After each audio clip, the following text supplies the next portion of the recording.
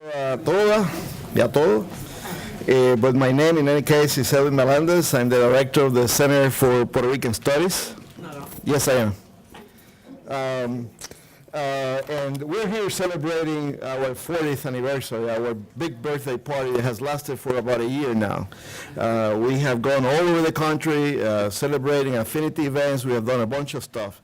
But this is the most special occasion for us.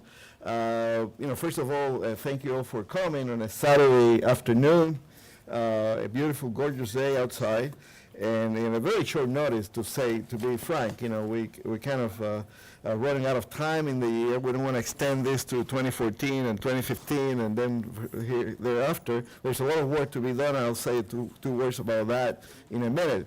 But why is it that we're celebrating Centro? We're celebrating Centro because we're about the only think tank that the Puerto Rican community has in the country. And there are a lot of things changing. We are now about 5 million in the States. Probably by the time we get the new data of the census, we'll be a bit over 5 million. And there are about only 3.5 give and take in Puerto Rico. So that means that we're substantially more now in the States. And that ocean of changes, because they are spread all over the communities. New York is no longer the destination of choice. It is Florida. And by the end of the decade, there are going to be more Puerto Ricans in Central Florida than they are in New York. So what about that? But yet, all the institutions... Yeah, a lot of politics there, but they are, listen, they are where we were in New York about 30, 40 years ago, okay? And they have new problems that we didn't have. Now we have New York Ricans, Chicago Ricans, and other Ricans, Ohio Ricans. Hey, there you go.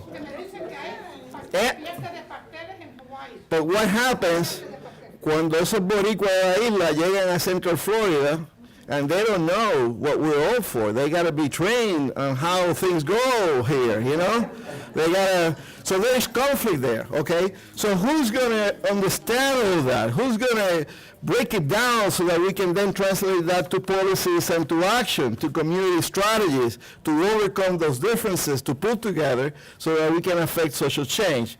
Well, the Centro de Estudios Puertorriqueños. Here is the demographic analysis and the political analysis. We did this as part of our 40th anniversary. And that's one of the roles that we have. We have yet another important role, which is to say the purpose of what we're here tonight.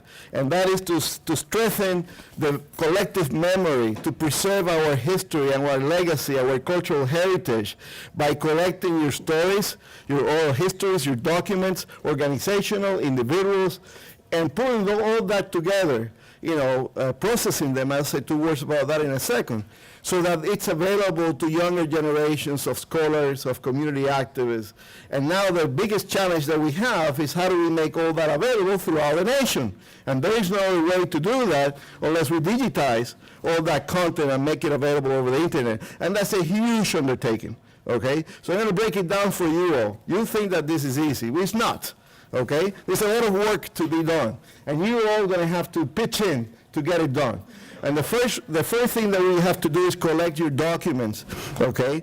And we're not going to do that, just go, pick up boxes and so forth. You're going to have to help us put it together. And the first thing we want to do is have an oral history of all you. Okay, an oral history where you interpret your legacy and your life and what you're giving to us. That oral history is so important because it kind of lays out what you understand to have been your contribution to community, to organizations, what's happening as you see it, what were the key moments, who were the players, things that will not be recorded by newspapers, things that will be lost unless you tell them. Okay, so younger people, younger generations, those who come from Puerto Rico, older people who have no idea of what's going on before they come, okay, or Latinos that come to the cities, okay, that we have laid out a foundation for the institutional support that our communities have. They need to learn about all that. And your role in all of that is to tell your story, to document your story, and to help us put it all together, okay? So we obviously obviously we're starting from a great foundation over the last 40 years. But for the next 40 years, there's a lot of work to do. Then the question comes, what do you do with all that? Okay, what you do with all that is what we're doing outside. We do cultural events, we do cultural activities. For example, we have 2 beautiful exhibits going on. We just moved one of them, the posters on the wall, to the Clemente Soto Vélez as a travel exhibit. It's going to go to Chicago and Orlando and so on and so forth. So after you do all of this, you walk into your Rican exhibit, and by the way, it should be open after 1 o'clock today. You can visit it. We have a beautiful exhibit around the portfolio of art that we produce, beautiful portfolio. It's selling well. There are still copies available if you like to purchase it. In any case, what do we do with all those stories that you are going to tell us? Well, that's one thing, the cultural, promoting that, but the scholarship is important, so we have to have educational product. So if you came to our 40th anniversary, and for those of you who didn't come, we had a roll full of a new poster series and those are available as a interlibrary loan, or a library loan. So any National Puerto Rican Day Parade chapter, or whatever you do in Orlando, whatever parade, festival, whatever, those things can go. The Pura del Pre that we have on the other side. Okay, so all those educational products depend on the collections that we have. But there are also guides to teachers to use them in the classroom.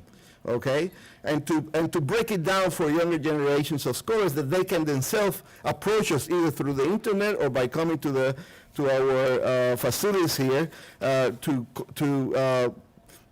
get a first-hand experience with those materials that we collect. So the work is just starting, okay? We need to go beyond collecting the documents to create the educational products, and it gets even more challenging. And one of the programs that we're going to start this summer is called, Summer for a Cause, where we're going to start training volunteers, cultural promoters like yourself, okay, to take our educational products and be able to go to the classroom, to be able to help teachers promote the understanding of our history, the understanding of our culture, and so on and so forth. So there's way more to do. And we're here to say that's Centro's role, that's Centro's job. And if we don't do it right, you have to call us on it. Because if we don't do it, no one else is going to do it. That's why we're going national, because our community now is a national community. That's why we're trying to collect 100. We said 100. Well, we're closing to 200, okay? 200 collections with your donations tonight. We're closing over 150, and we still have a few more events to go.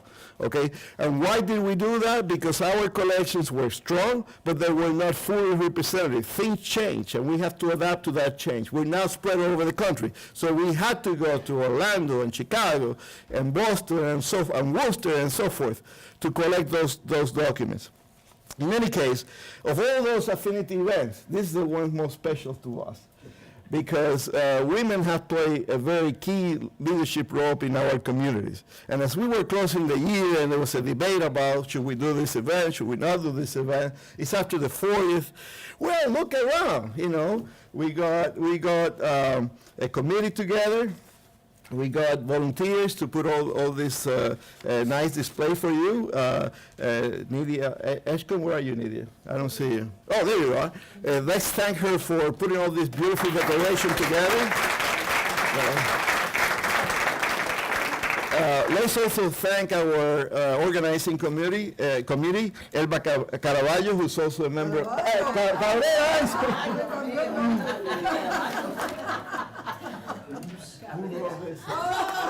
Okay, Elba Cabrera, I was going to say, who's also in our advisory board, Centro, and I lean on her so much. Anyway, Elba, perdóname.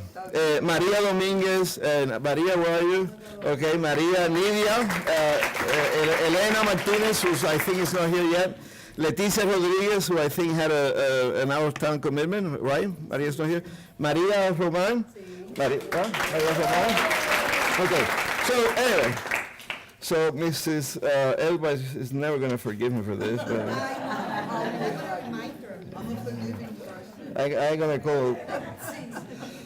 going to call my wife something else tonight. And I'm going to go. Okay, so anyway, I'd like to thank you all for being here, and all the people that put this together. It's a special occasion. We're recognizing the key role that women have had in our community struggles, oftentimes bypassed and not fully recognized. So it's a special. I think I have, I heard fellows say the same thing before, but I think I have the best job in the world, and it's especially because of these occasions where we get to share with the leadership of our community, the people who actually understand what Centro is about, who support what we do, and who are here to stay with us. So thank you very much. I'm going to leave you now in the hands of our trusted staff, Rossana Plaza, right? Yeah, okay. Who's going to guide you through the rest of the program. Thank you very much. Hi, good afternoon, everyone. Thank you so much for coming today. I think this was a lovely turnout. I think this, Nydia, you did a wonderful job. Just beautiful. So thank you all for coming here. And we want to start doing the pinning ceremony, where we're going to pin the ladies that have been nominated. And we're going to start with Milagros O'Toole. Milagros Baez O'Toole was bravo. Thank you. Milagros Baez O'Toole was. Ask them to stay here. Yeah, we're going to stay, but I just want to say one thing.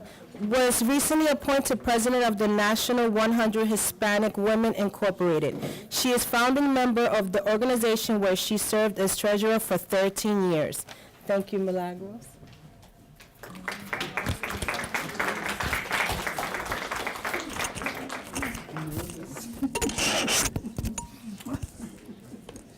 Our second honoree today is Suleika Cabrera. She is the founder, president, and CEO of the Institute for the Puerto Rican Hispanic Elderly Incorporated, the largest nonprofit organization serving Hispanic and other ethnic and racial minority seniors.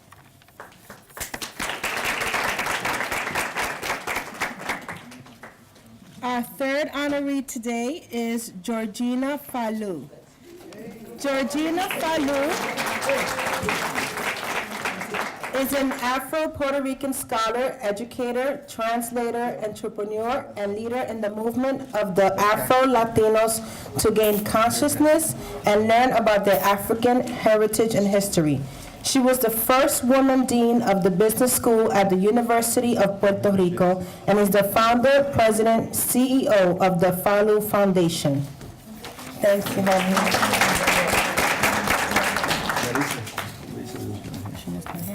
Okay.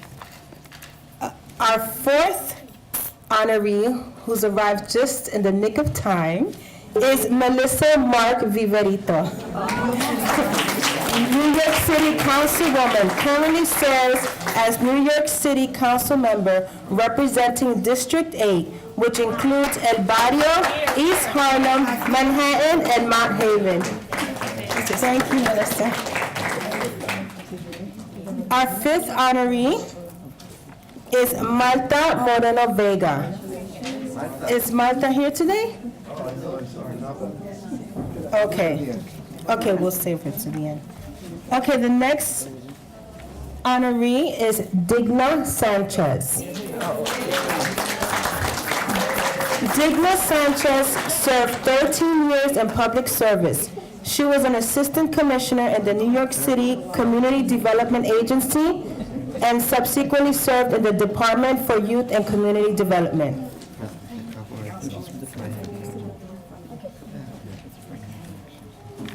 Okay, our next awardee is Virginia Sánchez-Korrol. Dr. Virginia Sánchez is professor at Brooklyn College, CUNY. From 1989 to 2004, she chaired the Department of Puerto Rican and Latino Studies.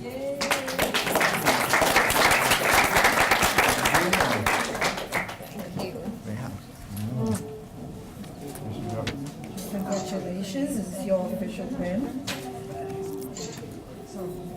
Oh, see. Okay. And you want to Yes. stare or? Well, right here. Okay, see. She just walked in. Our next awardee, who is also right at the nick of time, is Mitchelle Centeno, who is currently president of the National Conference of Puerto Rican Women New York chapter. She previously served as president in 2004 and 2006.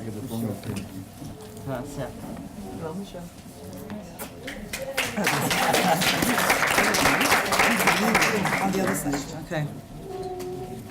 Hey, Michelle. Our next honoree is Edith Padilla. Edith Padilla was born in El Barrio to parents from Cabo Rojo, Puerto Rico. Her life has been dedicated to the improvement of the quality of life of Puerto Rican families, especially college students.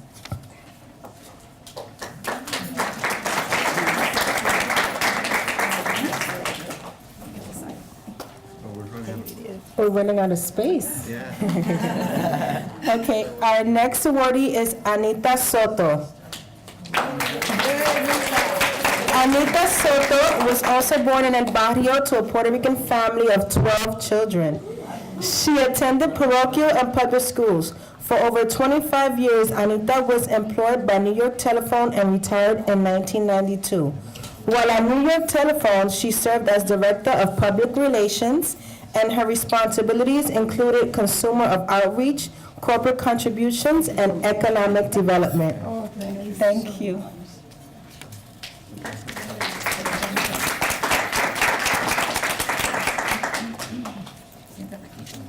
Our next honoree is Noemi Santana.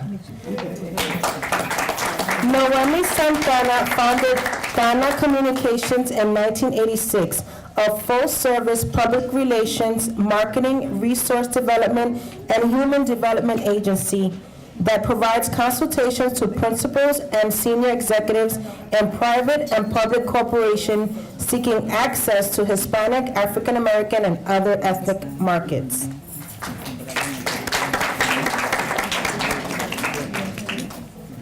Okay, our next awardee is Elizabeth Yeampierre.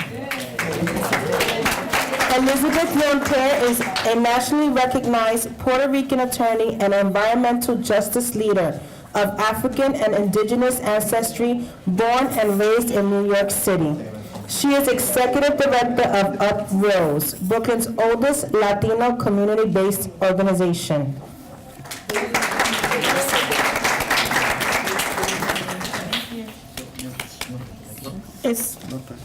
Okay.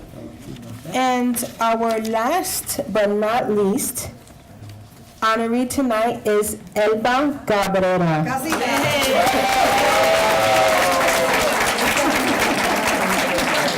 Elba Cabrera was born in Ponce, Puerto Rico. Her family moved to New York during the Depression, settling in El Barrio, and years later moving to the Bronx. Elba considers herself Puerto Riqueña and Bronxite. Yes. After working for over 4 decades with nonprofit organizations, she retired from the Girl Scouts of the USA after 10 years of employment. It was during that time that Elba traveled 80% of this nation.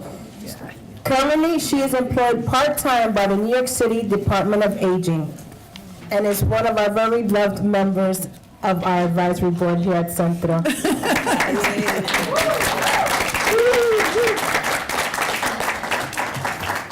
We also have a few others that are not here, but someone is going to get their certificate. So we're going to start with Mylene Farmer. If Georgina will also accept her certificate. Mylene Farmer produces and conducts the program on Radio 1050 ESPN New York. She is known for being a warm, community-oriented, and objective woman. She has been outspoken on such issues as community health, education, housing, and employment as one of the defenders of Puerto Rican Hispanic heritage. Yay. Thank you for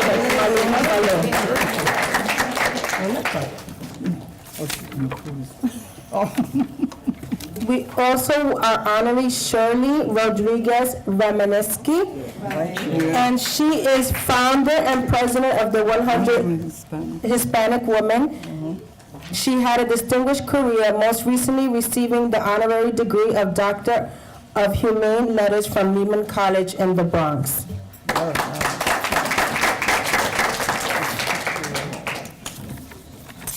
Okay, I have one more.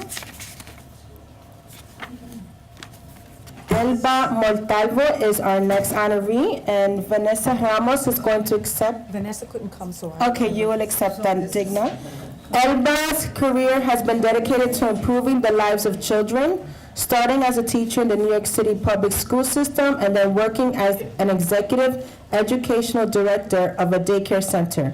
She created a New York-based nonprofit agency, the Committee for Hispanic Children and Families, in 1982.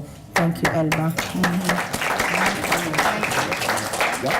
Yes, we have one last person that I want to recognize who is not here today, which is Rita Di Martino, who is also being honored. Rita was recently reappointed to the CUNY Board of Trustees after being appointed by Mayor Bloomberg in 2003. As a former Vice President of Congressional Relations for AT&T, Ms. Di Martino assisted in the company's relations with administration, Congress, and with state governments. All right, and everybody wants to get to the lunch. Vamos a ser breve, pero felicidades a todas las mujeres que han sido reconocidas aquí hoy. Congrats to all the women that have been, I'll just speak loud. Congrats to all the women that have been honored and all the people that are here to celebrate them as well. I think this is a great, great event. And in general, the idea of el Centro de Estudios Puertorriqueños being our library and our center that archives the history of our community to really commemorate those that have made such wonderful contributions over the decades, right?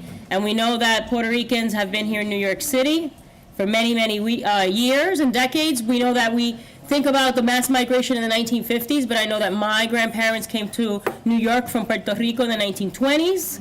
And my grandmother on my mother's side came in the early 40s. So we have come across many decades, and the contributions have been so, so vast. So as the council member that represents this district, as the first Puerto Riqueña, as a woman to represent El Barrio East Harlem, I want to thank El Centro also for recognizing me. It's very humbled by that. And let's enjoy the rest of the afternoon, okay? Hopefully I'll be here next year, and we can celebrate as being the first Puerto Rican woman, first Latina to be Speaker of the City Council.